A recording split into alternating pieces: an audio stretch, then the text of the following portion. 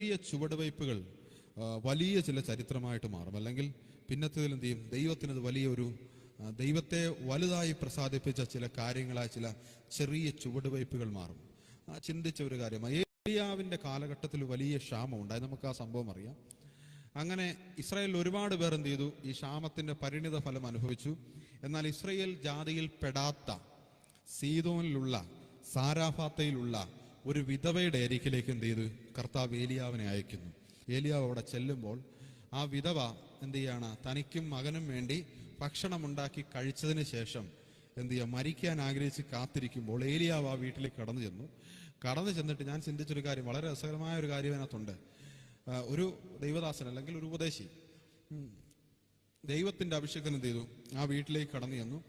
എന്നിട്ട് അവരോട് ചോദിച്ചു, കുറച്ച് വെള്ളം ചോദിച്ചു. ഇങ്ങനെ ആ സംഭവം ഇങ്ങനെ ആ സ്റ്റോറി ഇങ്ങനെ രേഖപ്പെടുത്തിയിരിക്കുന്നു. അവരോട് എനിക്ക് കുറച്ച് വെള്ളം കുടിപ്പാൻ തരാൻ പറഞ്ഞു. വെള്ളം കുടിക്കാൻ കൊടുത്തപ്പോൾ ഈ വെള്ളവുമായി വരുന്ന സമയത്ത് ഇദ്ദേഹം ചോദിച്ചു, എനിക്ക് ഒരു അപ്പം കൂടെ എന്ത് ചെയ്യാ ഒരു കൊണ്ടുതരണമെന്ന് അദ്ദേഹം ആവശ്യപ്പെട്ടു. ഇത് ആവശ്യപ്പെട്ടപ്പോൾ ഈ സ്ത്രീ പറഞ്ഞ മറുപടി ഇങ്ങനെ തരാമെന്ന തരത്തിലൊന്നും അവൾ പറഞ്ഞില്ല. പറഞ്ഞ ഒരു കാര്യം ഇങ്ങനെയാ, ഒരു അപ്പത്തിനുള്ള മാവ് ഞങ്ങളുടെ കലത്തിൽ ശേഷിക്കുന്നുണ്ട്, അതെന്ത് ചെയ്യാം? അതുകൊണ്ട് ഞാൻ എന്ത് ചെയ്യാം?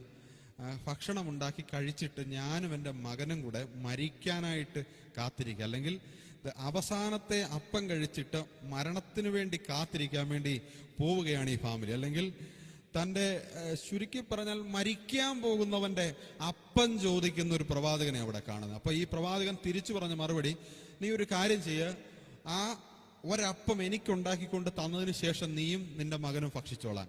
വാസ്തവത്തിൽ നമ്മളൊക്കെ ആയിരുന്നെങ്കിൽ എന്തായിരിക്കും മറുപടി പറയാ? കാരണം ഞങ്ങൾ ആ ഭക്ഷണം കഴിച്ചിട്ട് മരിക്കാൻ പോവാന്ന് പറയുമ്പോൾ അത് പറഞ്ഞ ആളിനോട് പറയാ, ഒരു കാര്യം ചെയ്യുക, ഒരപ്പത്തിനുള്ള മാവേ ഉണ്ടെന്ന് പറഞ്ഞുള്ളൂ. ഈ ഏലിയാവ് പറയാ, പോയിട്ട് എനിക്കൊരെണ്ണം ഉണ്ടാക്കി തന്നതിന് ശേഷം നിങ്ങൾ കഴിച്ചിട്ട് എന്ത് ചെയ്തു? മരിക്കുവോ ജീവിക്കുവോ എന്തേലും ചെയ്തോന്നല്ലേ പറഞ്ഞതിന്റെ അർത്ഥം. പച്ച മലയാളത്തിലാണെങ്കിൽ നമ്മൾ എന്തായിരിക്കും അത് ചിന്തിക്കുക. പക്ഷേ ചിന്തിക്കേണ്ട ഒരു കാര്യം, ഇവളിത് കേട്ടതിന് ശേഷം അതുപോലെ ചെയ്തു. തന്റെ കലത്തിലെ അവസാനത്തെ ശേഷിപ്പെടുത്ത് ദൈവരാജ്യത്തിന് വേണ്ടി ജീവിക്കുന്ന ആ പ്രവാചകന്റെ മുൻപിലേക്ക് നീക്കി വെക്കുമ്പോൾ അവൾ അറിഞ്ഞില്ല, അടുത്ത മാസങ്ങൾ ആ ഭവനത്തിനകത്ത് ചലിക്കാനുള്ള ഭക്ഷണമൊരുക്കുന്ന ഒരു ദൈവത്തിന്റെ അത്ഭുത കരത്തെക്കുറിച്ച് അവൾ തിരിച്ചറിഞ്ഞില്ല. അവൻ ചിന്തിക്കണം, അത് ഒരു വലിയ വിശ്വാസത്തിന്റെ ചുവടുവയ്പായിരുന്നു. ആ സീദോനിലെ സാരാഫാത്തയിലുള്ള വിശ്വാസത്താൽ പ്രവൃത്തി തെളിയിച്ച അബ്രഹാമിന്റെ തലമുറയിൽപ്പെട്ട ഇസ്രയേലിൽ ഒറ്റ ഒരുത്തന്റെ അടുക്കലേക്ക് പ്രവാചകൻ പോയില്ല. അവിശ്വാസികളുടെ കൂട്ടമെന്നെണ്ണപ്പെടുന്ന ജാതികളുടെ ഇടയിലുള്ള സാരാഫാത്തയിലുള്ള ആ വിധവയുടെ മരണഭക്ഷണം അവൻ അനുഭവിക്കാനായി ദൈവം അയച്ച പ്രവാചകൻ അവിടെ കയറുമ്പോൾ അവൾ വിശ്വാസത്തോടെ അവൾ ഒരിക്കലും എന്ത് ചെയ്തിട്ടില്ല,